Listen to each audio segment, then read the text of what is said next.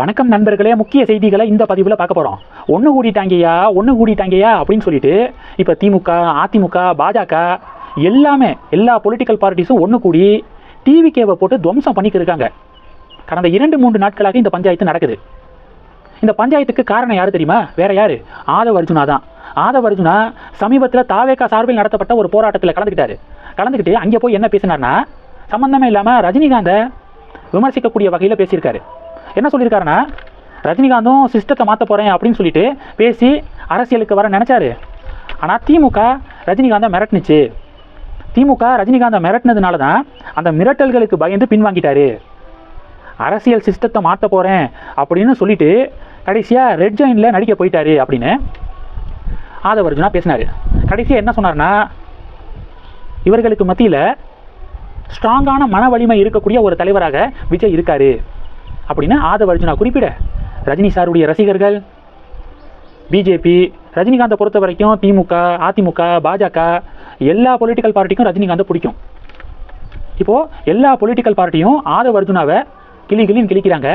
கொஞ்ச நேரத்துக்கு முன்னாடி ரஜினிகாந்த் அவர்களே ஒரு அறிக்கையை வெளியிட்டிருக்காரு. அந்த அறிக்கையில் உண்மைக்கு மாறாக ஆதவ் அர்ஜுனா பேசியிருக்காரு. எனக்கு ஆதரவு தெரிவித்த அனைவருக்கும் நன்றி அப்படின்னு சொல்லிட்டு ஒரு அறிக்கையை வெளியிட்டிருக்காரு. கடைசியில் என்ன வரி சொல்லியிருக்காரு தெரியுமா? காலம் பேசாது, ஆனால் காத்திருந்து காலம் பதில் சொல்லும் அப்படின்னு சொல்லிட்டு ரஜினிகாந்த் வழக்கம் போல் அவருடைய ஸ்டைலில் அவர் அறிக்கையை வெளியிட்டிருக்காரு. காலம் பேசாது, ஆனால் காத்திருந்து காலம் பதில் சொல்லும் அப்படின்னா என்ன அர்த்தம்? மே 4ஆம் தேதி வாக்கு எண்ணிக்கையில் தாவேகா படுதோல்வியை சந்திக்கும். எலெக்ஷன் ரிசல்ட் அப்போ பாருங்க சம்பவம் இருக்குது அப்படிங்கிறத மறைமுகமாக ரஜினி சொல்கிறாரோ அப்படின்னு ஒரு டிபேட் நடக்குது. ஆக மொத்தம் பார்த்தீங்கன்னா, ரஜினிகாந்தை ஆதவ் அர்ஜுனா குறிப்பிட்டிருக்காருல்ல, விஜயுடைய கடந்த காலத்தையும் ரஜினிகாந்துடைய கடந்த காலத்தையும் ஒப்பிட்டு பார்த்தாலே யாருக்கு மன வலிமை இருந்துச்சு, யாருக்கு மன வலிமை இல்லை அப்படிங்கிறது புரிஞ்சுக்க முடியும். ரஜினிகாந்த் பார்த்தீங்க அப்படின்னா, அதாவது ஆப்பர்ச்சுனிஸ்டிக் கிடையாது.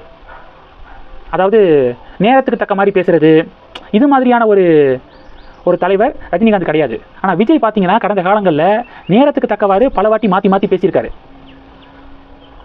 இங்கே படம் ரிலீஸ் ஆகிறதுக்காக கையை கட்டிட்டு விஜய் வீடியோலாம் போட்டிருக்காரு. அப்படி எந்த ஒரு வீடியோ ரஜினி போட்டது கிடையாது. ஜெயலலிதா அவர்கள் முதல்வராக இருந்த காலகட்டத்திலேயே இனி மறுபடியும் ஜெயலலிதா சிஎம் ஆனால் தமிழகத்தை ஆண்டவனால் கூட காப்பாற்ற முடியாது அப்படின்னு ஓப்பனாக ஸ்டேட்மெண்ட் கொடுத்தவர் ரஜினிகாந்த். அதாவது இப்போ விஜய் சொல்கிறாருல, கெரியருடைய உச்சத்தை அப்படிங்கிற மாதிரி ஜெயலலிதா கெரியருடைய உச்சத்தில் தான் இருந்தாங்க. சிஎம்மாக இருந்த காலகட்டத்தில் தான் ரஜினிகாந்த் அப்படி பேசினார். அடுத்து இந்த பாச தலைவனுக்கு பாராட்டி விழா அப்படின்னு சொல்லிட்டு ஒன்று எடுத்தாங்க. அப்போது அஜித் சார் வந்து பார்த்தீங்கன்னா திமுகவினர்கள் ரொம்ப ஃபோர்ஸ் பண்ணி கட்டாயப்படுத்தி கூப்பிடுறாங்க, வரலன்னு சொன்னால் விட வேண்டியதானே, அது என்ன மிரட்டுறாங்க அப்படிங்கிற மாதிரி அஜித் சார் மேடையிலே பேசினார். அஜித்குமார் பேசி முடித்த உடனேயே கருணாநிதிக்கு பக்கத்தில் தான் ரஜினி உட்காந்துருக்காரு. எழுந்து நின்று அஜித்தை அப்ரிஷியேட் பண்ணுறாரு ரஜினி. முதல்ல அது திமுகவுடைய கெரியரின் உச்சம்.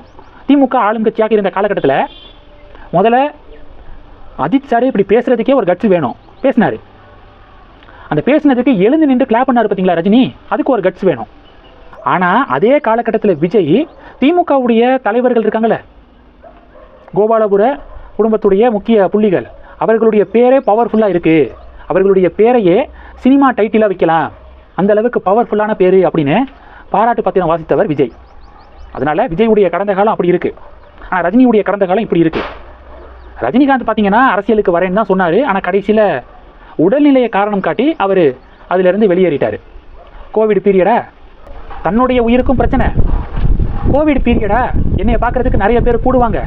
அப்போது தொற்று பரவக்கூடிய காலகட்டம், பல பேருக்கு இந்த தொற்று பரவுவதற்கு வாய்ப்பு இருக்குது. என்னையை பார்க்க வந்து நிறைய பேர் இதனால் தொற்றுனால் பாதிக்கப்பட்டு அவங்களுடைய வாழ்வும் பாதிக்கப்படுறதுக்கு சான்ஸ் இருக்குது. ஸோ இதெல்லாம் கருத்தில் கொண்டு தான் கேலி பேசுகிறவங்க பேசிட்டு போகிறாங்க. என்னை கோலன்னு சொல்லிட்டு போகட்டும், என்னை வந்து பயந்து ஓடிட்டான் அப்படின்னு சொல்லட்டும், என்ன வேணால் சொல்லட்டும், என்னையை நம்பி வரவங்களை வாழ்க்கையை ரிஸ்கில் விட நான் தயாராக இல்லை அப்படின்னு சொல்லி இப்படி ஒரு ஜஸ்டிஃபிகேஷன் கொடுத்தாரு ரஜினிகாந்த். அப்போ உடல்நிலையை காரணம் காட்டி அவர் விலகுனதுனால இதை இன்னும் ஒரு பெரிய டிபேட்டாக மாற்ற வேண்டாம் அப்படிங்கிறதான் என்னுடைய பார்வை. ஸோ அதுக்கப்புறம் ஒரு 5 வருஷம் 6 வருஷம் ஆயிடுச்சு. அதன் பிறகும் தேவையில்லாமல் ஆதவ் அர்ஜுனா இந்த நேரத்தில் இது மாதிரியான ஒரு கருத்தை தெரிவித்து இப்போது எல்லா பொலிட்டிக்கல் பார்ட்டிஸ்கிட்டையும் வாங்கி கட்டிக்கிருக்காரு. ரஜினிகாந்துடைய இந்த அறிக்கைக்கு பிறகு ரஜினி சாருடைய ரசிகர்களும் இப்போ சமூக வலைதளத்தில் கடுமையாக தாவேகாவையும் ஆதவ் அர்ஜுனாவையும் கண்டிச்சுக்கு இருக்காங்க. ஸோ இதை பார்க்குறோம். நம்மளுடைய கண்ணு பார்த்தீங்கன்னா ரஜினிகாந்துடைய அறிக்கையில் அண்ணாமலையை ரஜினிகாந்த் எப்படி குறிப்பிட்டிருக்காரு அப்படிங்கிறதான் நம்மளுடைய ஃபோக்கஸ் போகுது. நண்பர் அண்ணாமலை அப்படின்னு குறிப்பிட்டிருக்காரு ரஜினிகாந்த். யாரையுமே நண்பர்னு சொல்லலை, அண்ணாமலையை மட்டும்தான் நண்பர்னு சொல்லியிருக்காரு. வேணா எடுத்து படித்து பாருங்கள். அண்ணாமலையும் முதல் நபராக ஆதவ் அர்ஜுனாவுக்கு கடுமையான கண்டனத்தை பதிவு செஞ்சிருக்காரு.